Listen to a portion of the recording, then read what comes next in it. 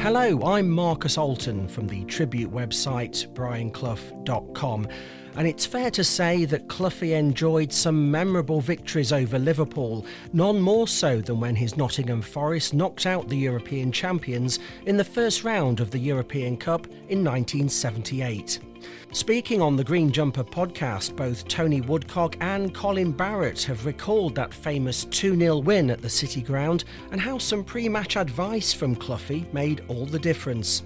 The master manager had also boosted the incentives for the first round, as he explained more than 25 years later. Now, Liverpool were winning every single thing in those days, and I thought, well, if we beat Liverpool and we're odds against beating them, then at least we can go on a little bit further. So I bounced the incentives up to such an extent, the players couldn't believe it. They said, Gaffy, you've dropped a clanger.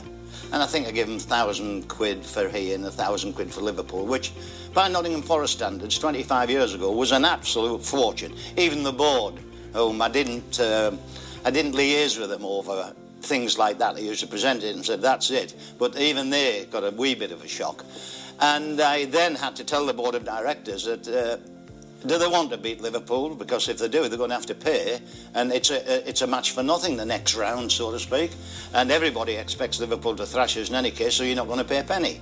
Anyway, we got through, and it set us on the go. Cloughy also liked to tell the story of how the normally calm Liverpool boss, Bob Paisley, was infuriated even before the match. We were in the dressing room, and we were spinning up. Him and I, he came into our dressing room after a match, or whatever it was, and my little son was with us, and he said, what strip are you playing? I said, we're playing in our strip. Oh, he said, you can't, he said, we're red. I said, you'll play according to the rules. He said, I'll spin you for it. So I gave our Nigel the coin. I said, get that. And I said, once he's called heads, I said, flick it over like anything, catch it there, and if it comes heads, do that, and it's tails, So Bob, anyway, we won the toss, and they had to change the strip, which unheard of for Liverpool, dare to lose a toss. And he slammed the door of the dressing room going out, and he literally nearly slammed it off his hinges. And he said, and he shouted going out the door, and we all started laughing. He said, I can't even win the bloody toss against this lot, because we had a bit of a hoodoo over them. They couldn't beat us, simple as that. And they were good, happy days. The first goal of that European match in September 1978 involved a pass from Tony Woodcock to Garry Birtles, who slotted the ball into the net. Hi, it's Tony Woodcock here. You're listening to the Green Jumper Pod with Marcus Alton. I remember it in the famous victory at home to Liverpool in the European Cup. I think Cloughy did give you some instructions beforehand, which paid dividends. Well, as far as I can remember, the only one occasion he says, listen, as a centre forward or as a striker, I could roam around and it was pretty free. I could go in the middle, down the left, down the right. So wherever the ball was and where I was moving. But he did say before the game, listen, just they're expecting you to be doing that. Just stick a little bit more onto the right-hand side if you can. Right? Yeah. That's all he said. just stick a little bit more to the right-hand side. I think where you're coming from now is that, it was a little side pass from the right to Garry Birtles and then a cushion header back to Colin Barrett, both in that sort of, half-right position on the field. Yeah. Yes. So, when Mr. Clough said something, it normally always worked anyway. So, it was good. The second goal was a spectacular volley by defender Colin Barrett. We 1-0 up with 10 minutes to go. It went to 5 minutes, I think it was. And from my point of view, I was just blocking them going forward, and I blocked it once and then I blocked it twice, and then it fell to Garry Birtles on the left-hand side, and I just went.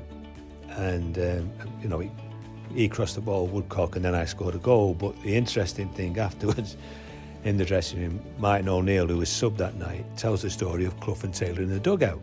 And Clough and Taylor in the dugout are going, what's he doing? Where's he going? Get back, get back, get back. Oh, brilliant goal, well done. And then, apparently in an interview after with the press, I think one of them said, we always encourage our fullbacks to go forward. And I just thought, that's hilarious, that. Because if I hadn't scored, I know there was going to be a fine coming. I know all that sort of thing. Can you remember how you felt that moment? Because I can still see you with one of your arms in the air, just running away. It was such a brilliant volley. I thought it was a classic, but it's the older I get, I tell them the farther out I am. So I know it was only about 5 or 6 yards out when I volleyed it, but I've told everybody I was 25 yards out and I volleyed it in the top corner. And nobody ever sees the goal nowadays, so I've got away with that.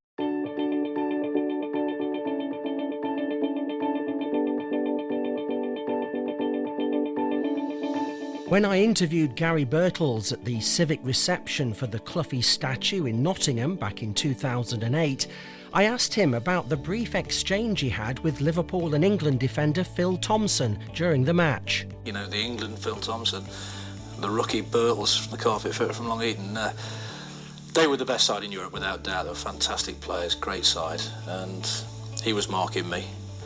And we were 1-0 up deep in the second half before we got the second, obviously, and he said one won't be enough to take back to Anfield, which, you know, a lot of teams it wouldn't have been. So I didn't say anything. We scored the second, and I don't know why I just came out. I went up to him, I said, well, will 2 be enough? You know, and I really shouldn't have said that because England international, you know, carpet fitter, wasn't really the fitting thing to say, but it just came out. The Forest legend John Robertson says the win over Liverpool, followed by the goalless draw at Anfield, was priceless. The nice thing about that was that after we put them out, Bob Paisley had said that he thought that we could go on and win it, which was, you know, our first game and first time in Europe, and he actually said that, so I think that gave everybody a lift as well. Let's be honest, it's a fairy tale footballing story.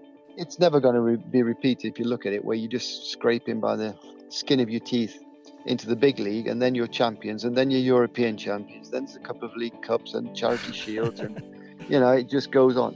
There are more great memories on the tribute website brianclough.com, and don't forget to subscribe to this podcast for more memories of the great man in the green jumper.